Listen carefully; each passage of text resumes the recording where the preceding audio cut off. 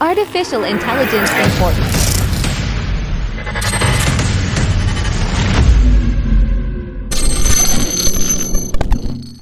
Artificial intelligence, AI, is already having a transformative impact across every industry. From helping employees at transportation companies predict arrival times or issues that may arise, to predicting toxins in grains of food. It's helping scientists learn how to treat cancer more effectively, and farmers are figuring out how to grow more food using fewer natural resources. A 2017 study by PwC calculated global GDP will be 14% higher by 2030 as a result of AI adoption, contributing an additional $15.7 trillion to the global economy.